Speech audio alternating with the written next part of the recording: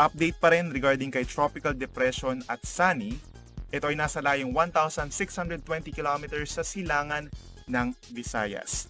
May taglay na hangin pa rin na 55 kilometers per hour at may buso 70 kph. Ito ay kumikilos hilagang kanluran sa bilis na 25 kilometers per hour. Nakikita po natin na ito ay papasok ng ating PAR by tomorrow afternoon or evening. So, ibig sabihin yan, habang si Rolly ay nananalasa po dito sa Luzon, ay papasok itong si Shoni. Tatawagin po natin Shoni. At yung senaryo natin, wala naman tayong nakikitang interaction between Rolly and Shoni. Mababa yung chance for a Fujiwara effect. At sa pagbilis kasi nitong si Rolly patungo sa West Philippine Sea, ay babagal naman yung pagkilos nitong si Shoni.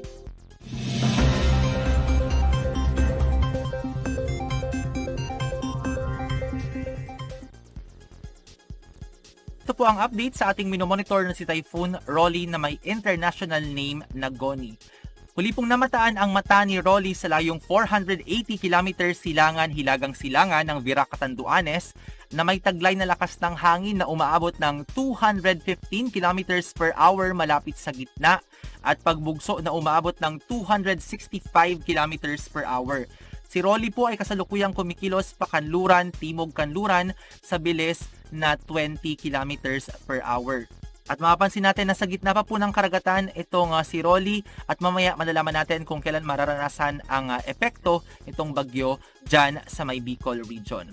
Samantala, yung isa pa nating binabantay ang bagyo, si Tropical Depression at Sunny, nasa layong 1,655 km silangan po ng Southern Luzon.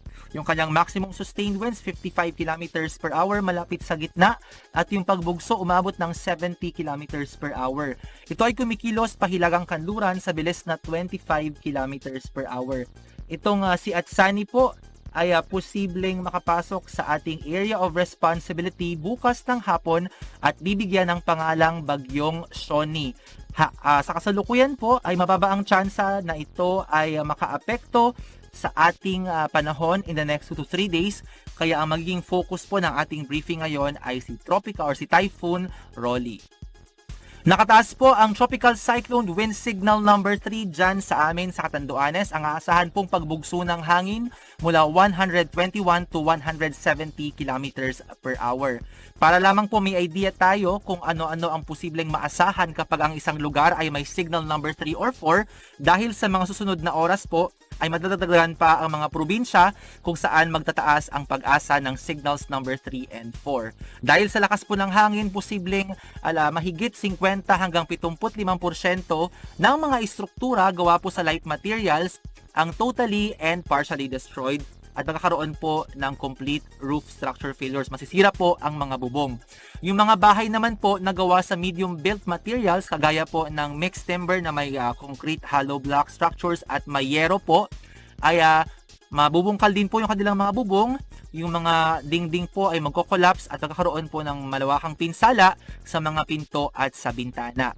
Yung ibang bahay naman po na gawa sa first class materials will be partially damaged. Yung mga signs at mga billboards po ay tatangayin po yan o ibabagsak ng hangin. At dahil din po sa malakas na pag-ihip ng hangin, magkakaroon ng widespread na disruption ng electrical and communication services dahil patutumbahin ng malakas na hangin, yung mga poste ng kuryente, and even po yung communication towers. Yung malalaking puno po, kagaya po ng puno ng ipil-ipil or ng mangga, ay patutumbahin din po or i-uproot ng mga hangin po.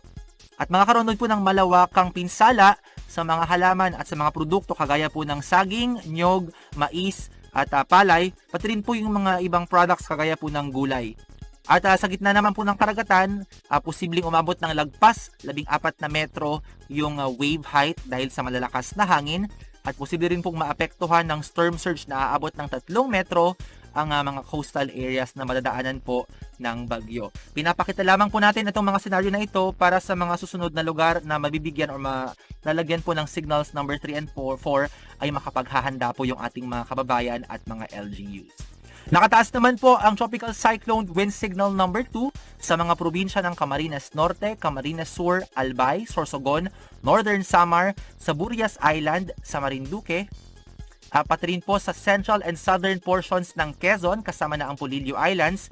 Diyan po sa mga lugar ng Agdangan, Alabat, Atimonan, Buena Vista, Burgos, Calawag, Candelaria, Catanawan, Dolores, General Luna, Ginayangan, Gumaca, Humalig, Lopez, Lucpan, Lucena City, Macalelon, Mauban, Mulanay, Padre Burgos, Pagbilao, Panukulan, Patnanongan, Perez, Pitogo, Plaridel, Pulilio, Quezon, Sampaloc, San Andres, San Antonio, San Francisco, San Narciso, Sariaya, Tagkawayan, Tayabas City, Chaong at Unisan. Ang mga lugar pong nakataas ang signal number 2 ay makakaranas po ng pagbugso ng hangin mula 60 hanggang 120 kilometers per hour. Samantala, nakataas naman ang tropical cyclone wind signal number 1 sa hilagang bahagi po ng lalawigan ng Samar sa Almagro, Calbayog City, Catbalogan City, Gandara, Yabong, Matuginaw, Motyong, Pagsanghan, Paranas, San Jorge, San Jose de Buan, Santa Margarita, Santo Niño, Tagapulaan at Tarangnan. Sa hilagang bahagi po ng Eastern Samar sa mga bayan ng Arteche, Canavid, Dolores, Hipapad, Maslog, Oras, San Policarpo at Taft. Sa Biliran, sa ibang bahagi po ng Masbate, sa Romblon, sa Oriental Mindoro, sa Occidental Mindoro kasama na ang Lubang Island, sa Batangas, Cavite, Laguna, Rizal, ibang bahagi po ng Quezon, Bulacan, Pampanga, Bataan, Metro Manila, Zambales, Tarlac, Pangasinan, La Union, Benguet, Ifugao, Nueva Vizcaya, Nueva Ecija, Aurora, Quirino, at sa katimugang bahagi po ng Isabela, sa Alicia, Angadanan, Aurora, Benito Sullivan, Cabatuan, Kawayan City, Cordon, Dinapigue, Etchage, Jones, Luna, Nagilian, Palanan, Ramon, Reina Mercedes, San Agustin, San Guillermo, San Isidro, San Mariano, San Mateo at Santiago City. Sa mga lugar po kung saan nakataas ang signal number 1, ang pagbugso po ng hangin mula 30 hanggang 60 kilometers per hour. Pero meron po tayong lead time na 36 hours bago po maramdaman ang pagbugso ng hangin na iyan. So ibig sabihin po, hindi po right away ay meron po na agad na masungit na panahon. Kagaya po dito sa Metro Manila, na tirik pa rin po ang araw. Muli po, may 36 hours tayong lead time bago maramdaman ang pag-ihip ng hangin at yung medyo masungit na panahon, at naglalabas po tayo ng warning signal para nga po bigyan ng babala at makapaghanda ang ating mga kababayan. Para naman sa magiging pagkilos ng bagyo in the next 24 hours, bukas po ng umaga, nasa layong 70 kilometers silangan ng Daet, Camarines Norte ang sentro ng mata ni Rolly.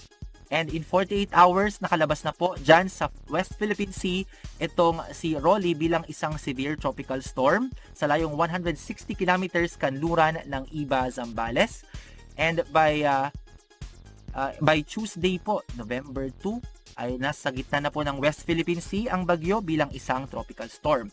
At makikita po natin yung kanyang track ay medyo pasubsob sa may gawing hilagang bahagi ng Bicol at natatawid sa may hilagang bahagi ng Quezon. Ang track po ni Bagyong Rolly ay nakadepende po sa high pressure area na tutulak dito.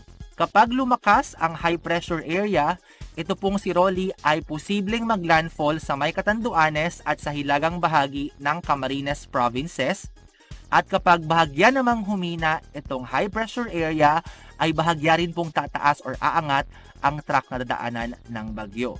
Kapag tumama na po itong bagyo dito sa may gitnang bahagi ng Calabarzon, yung kanyang interaction dito po sa ating Sierra Madre Mountains ay considerably magpapahina at sisira sa kanyang organization. Kaya po siya ay hihina paglabas na ng West Philippine Sea. Pero just the same, kahit saan man po maglandfall itong bagyo, meron pong aasahan na matindi at mapaminsalang hangin yung mga dadaanang lugar nito ni Rolly. So dyan po sa Bicol Region, Calabarzon, Central Luzon, and even here po sa Metro Manila, meron po tayong aasahan na malalakas na pagbugso ng hangin dahil dadaan sa atin malapit ang eye wall kung saan naroon ang pinaka-destructive na hangin ng bagyo. Si Rolly po ay inaasahan na mananatiling nasa typhoon category habang ito po ay malapit dyan sa may Bicol region at maglalandfall sa may Quezon. So yung kanyang lakas ng hangin po, ang ating forecast 185 to 205 kilometers per hour. At habang binabaybay naman po itong Luzon nga ay nasa nating hihina dahil nga sa kanyang interaction sa lupa and pati dyan po sa may Sierra Madre. Paglabas po ng West Philippine Sea, ito po ay isang severe tropical storm. Tulad po ng nabanggit ko kanina, yung sentro po ng mata ni Rolly ay pinatayang dadaan malapit na malapit sa Catanduanes, Calaguas Islands, Camarines Provinces bukas ng umaga. At dadaan po yan sa may Polillo Islands at sa mainland Quezon bukas naman ng hapon. Hindi po natin inaalis ang tsansa na itong si Rolly kapag lumakas nga yung high pressure system na magla-landfall sa may Catanduanes at Camarines Provinces dahil sa lapit po ng ating forecast track sa kalupaan dyan sa may northern part ng Bicol. Regardless po kung magla-landfall o hindi dahil malapit siya sa lupa, yung napakatindi na pamaminsalang hangin at malalakas na mga pag-ulan malapit po dyan sa may inner rain band at eyewall region ng Bagyo ay mararamdaman dyan sa amin sa Catanduanes, Camarines Norte at sa hilagang bahagi ng Camarines Sur bukas po ng madaling araw hanggang hapon at mararamdaman naman yan sa may Quezon and southern part ng Aurora bukas ng hapon at gabi. At si Rolly po nga ay nasa West Philippine Sea na by Monday morning.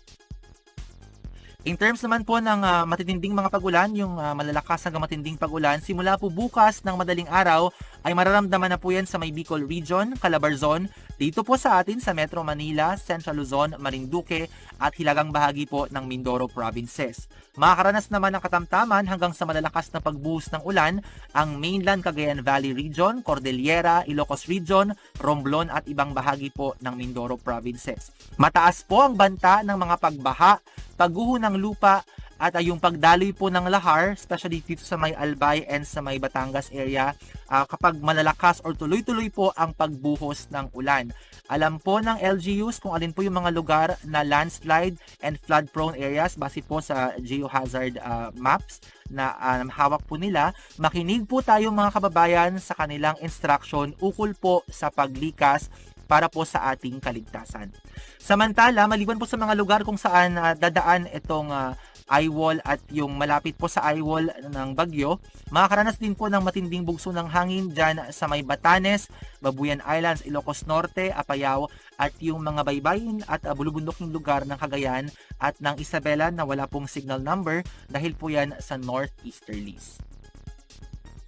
May katamtaman hanggang mataas na posibilidad na magkakaroon ng storm surge in the next 48 hours hanggang 3 metro sa hilagang baybayin po ng Quezon kasama na yung Polillo Islands yung humaharap po sa may Lamon Bay.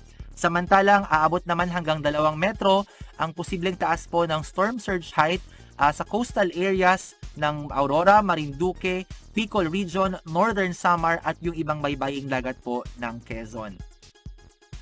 At ang coastal inundation po, yung pagpasok ng storm surge sa loob po ng mga baybayin ay posible pong life-threatening at makakapaminsala.